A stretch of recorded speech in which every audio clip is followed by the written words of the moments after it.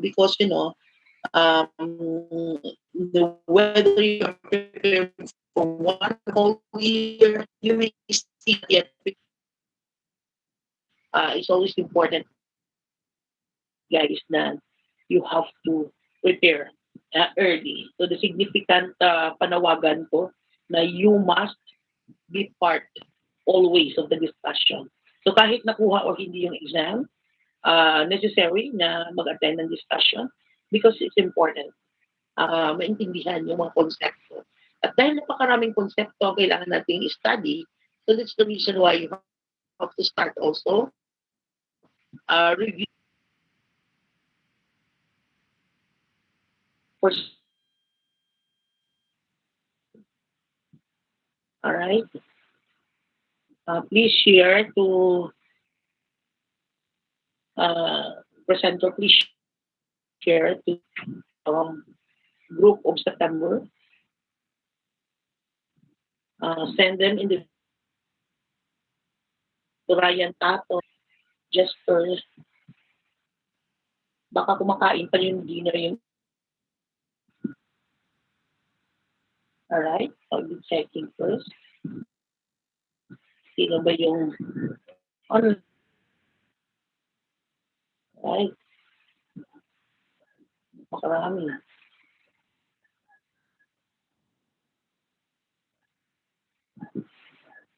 Alright.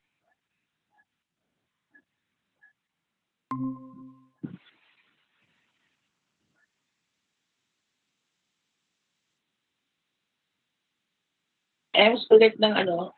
So the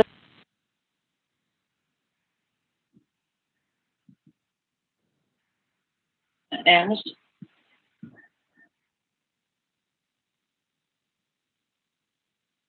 please add some the code. Kasi baka hindi alam ng iba yung code. Alright. Turn off po yung phone.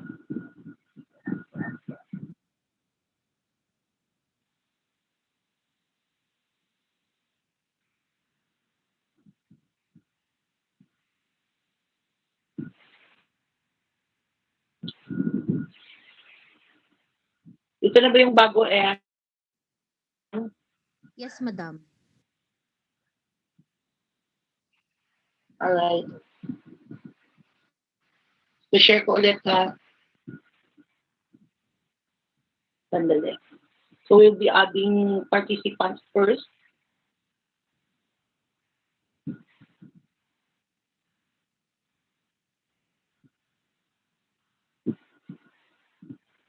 Okay, meron na ba?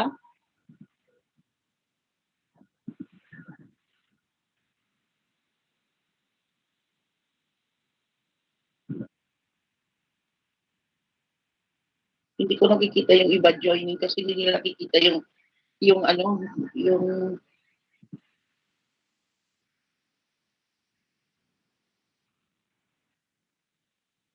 okay, some students will be joining via YouTube. So we are also using this tool known as Post.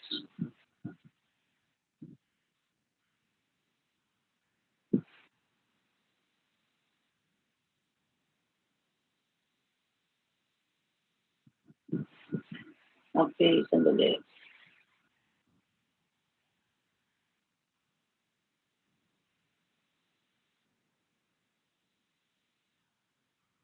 Baka kumakain pa yung dinner yung iba. Baka doon tayong maaga. We have Belga.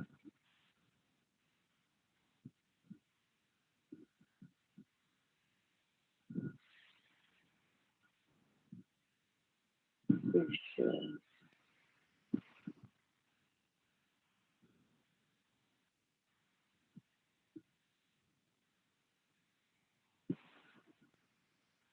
Also, this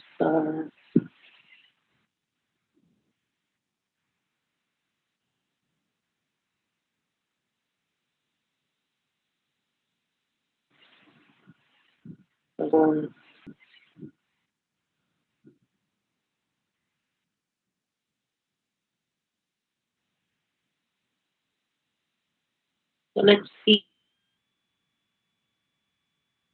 So we're getting many na. Hello, good evening po. Here, si Judith, yung tao. Asa na? Can you hear me, Ems? Hello?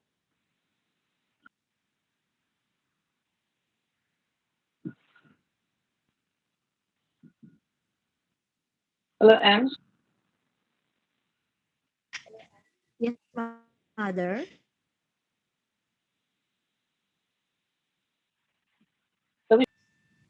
Kasi may, yung iba na sa YouTube live. Are we ready for YouTube?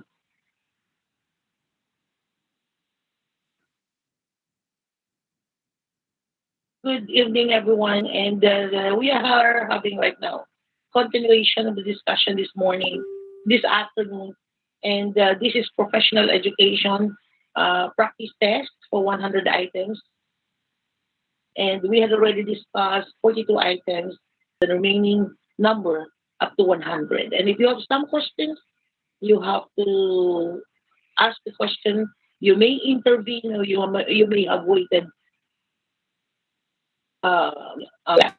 To start, tonight is Miss Emma Bora, and we are so let's start with 42. This is a continuation again of this afternoon's class. Number 42, what is the cultural trait of conflicting values that aims to please people in different venues and situations rather than abide by principles? A, that is crab mentality. B, kanya-kanya system. C, split personality. Or D, bahala na mentality. So we're talking about here a very conflicting values that aims and the aim is to please in different and situations. Okay, that one, the correct answer there is letter B. That is kanya-kanya system. Uh,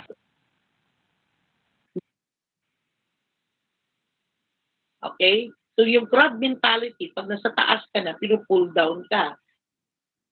Yun naman kanya-kanyang system, parang ano, personalism.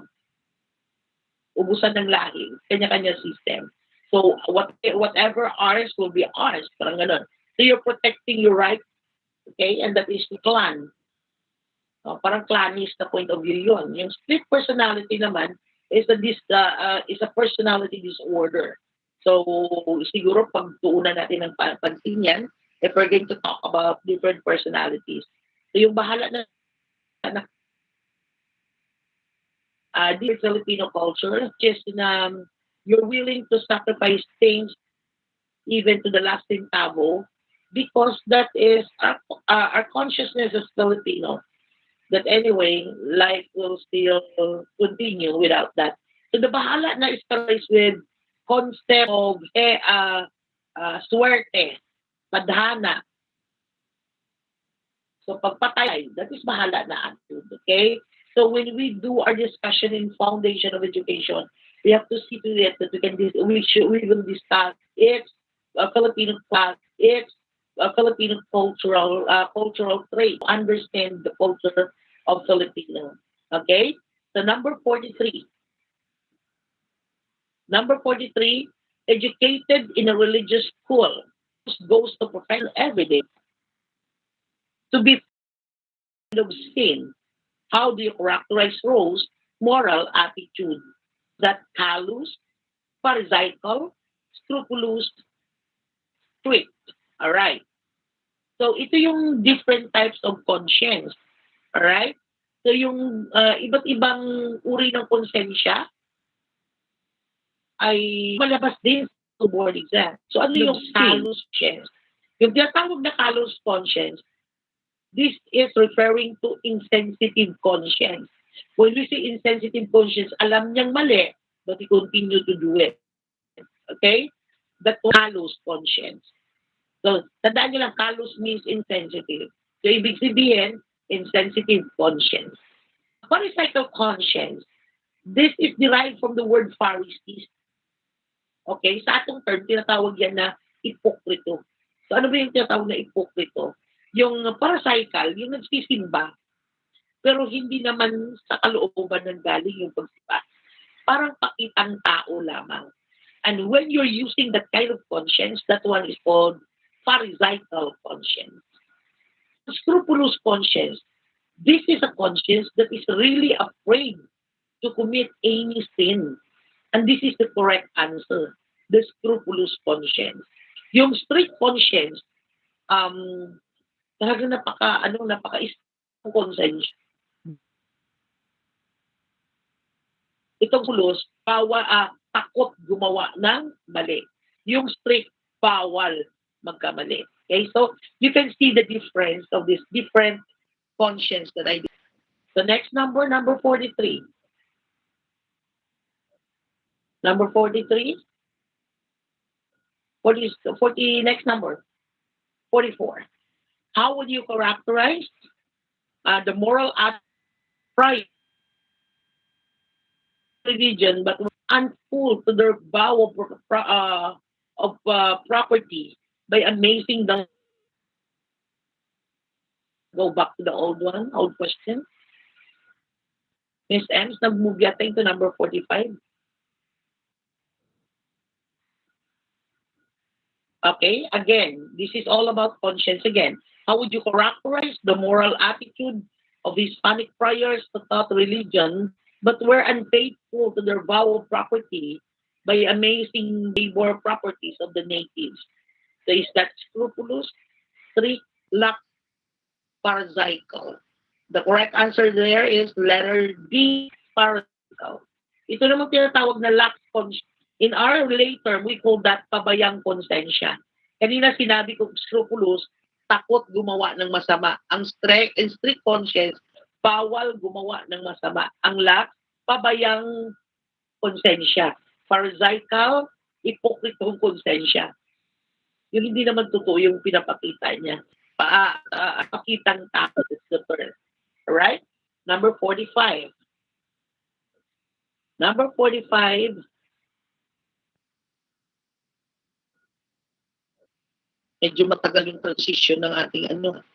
Ito number 45. A student knows that the examination week is approaching, but instead of studying, he chooses to spend his time playing games. On the day of the examination itself, he opted to pray for miracles rather than studying. Which attitude towards religion is displayed? Miracles rather than studying, which attitude towards religion displayed? Ulit-ulit to. A, as a religion as fake. B, religion as magic. C, religion as authentic. Or D, religion as real. The correct answer is letter B, religion as magic. Okay? C. Wala namang ang lahat ng tao. Minsan niya, pag board exam, no? People are really praying for or percentage. Hindi naman totoo pag pula ang panty mo or you pray or you visited 7 churches. Bakit? Ang Panginoon ba sa banga ay iba sa Panginoon sa kalina? Pinoy yun. Yung tinatawag nating fanaticism. So yung pagiging idol or ang pagiging mapagpanalangin or pag-Diyos ay iba sa isang panatiko. Kung panatiko ka, kahit kahit sirang rosarito, sinasamba mo. Hindi fanatism na yan. So iba naman yung tinatawag natin, we believe in God and you serve our God. Okay? Number 46. Blank is are used as medium or media of instruction in school during the Spanish era. Okay, Spanish era, ano ba ginagawa?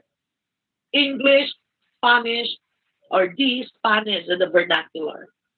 Noong kapanahunan ng Spanish, ayaw nila yung Pilipino nagsasalita ng kanilang katutubong lengguwahe.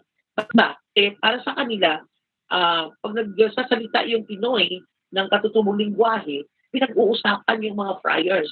So therefore, they opted to require all Filipino in Spanish.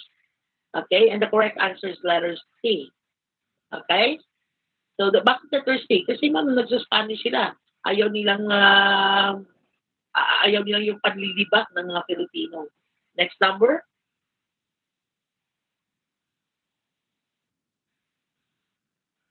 Can you please present number 47? And when I'm trying to talk about something about the question, Miss M, please proceed to the next question. 47.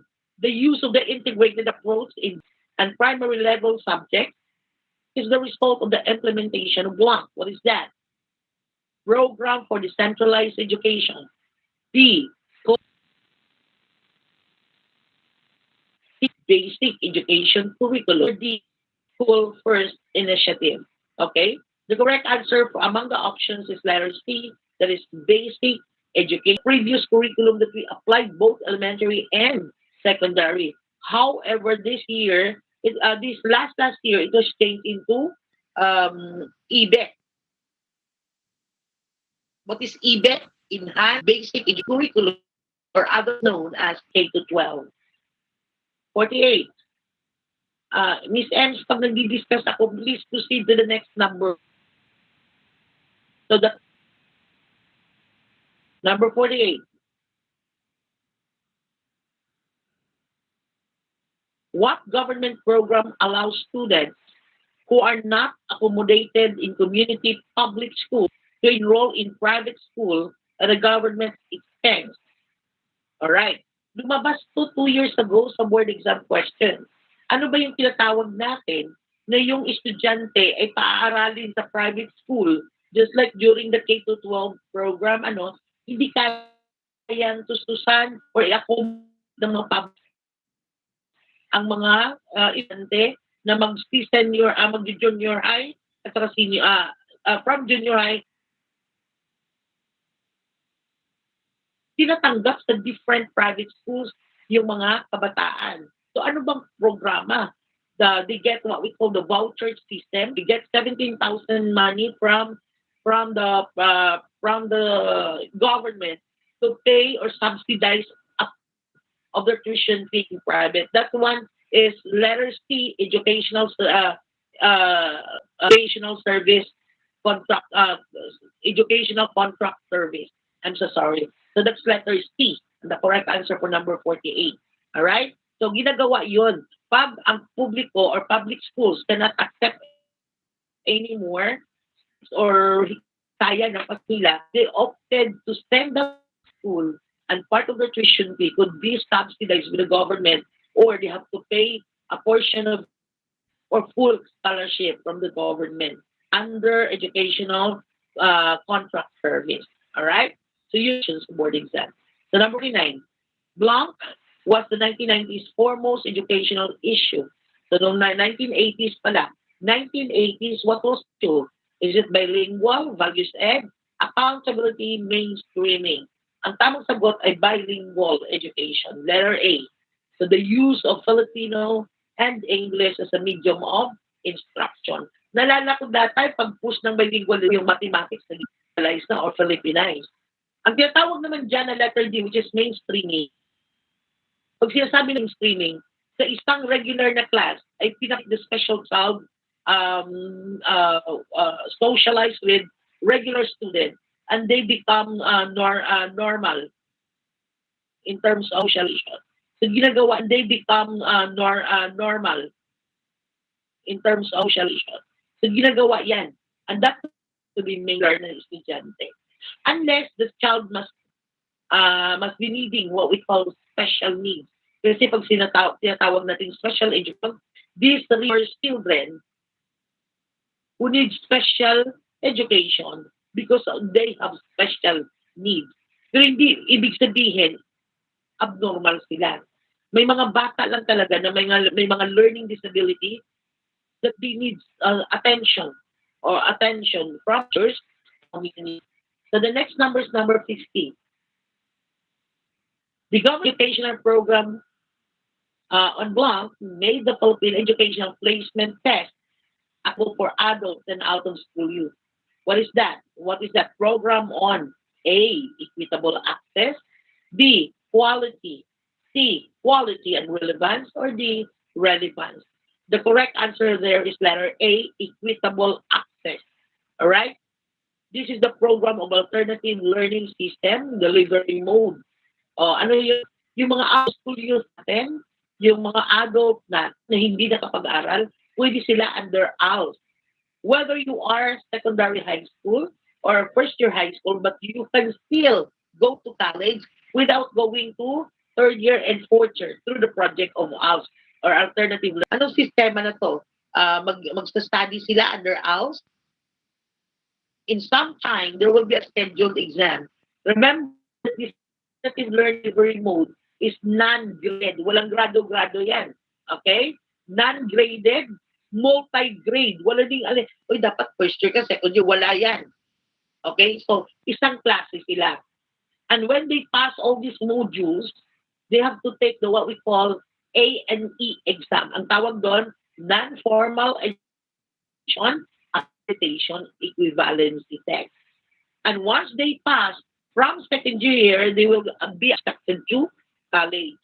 Ma'am, ano yung papakita ng diploma? Yung and the certificate of passing, the non-formal education, A and E, or accreditation and equivalence. So sa actual boarding, tinanong, what is the exam given to those who graduated in alternative learning system? So yung exam na dapat sa kanila ay na NFE, ANE. Ang A stands for accreditation and equivalency. Next, number 51. College students are required to take a constitution course for them to blank. A. Develop students responsible. B. A student with the historical development of the Philippine Constitution. C. Make student experts in terms of Philippine Constitution. Or D. Prepare the students for lawmaking. So among the options, the best answer there is letter A. Pinagtuunan natin ng pansin ang ating constitution for us to become responsible and thinking students. Hindi pwede na binabaliwala natin yung ibang tao dyan, hindi nga alam kung ano yung laman ng ating constitution. Because basically, this is our basic as Filipino. Okay? So yung constitution, everyone should know. Ewan ko ba kung tinuturo ngayon yan sa kolehiyo or even in high school or sa high, pero dapat malaman ng mga bata ano ba ang significance ng constitution sa Pilipinas at ano ba ang laman ng constitution. Alright? So to be able to become a thinking individual. So the correct answer there is letter A. 52. Blank supports equity while it be compromised. Alright? Supports equitable access.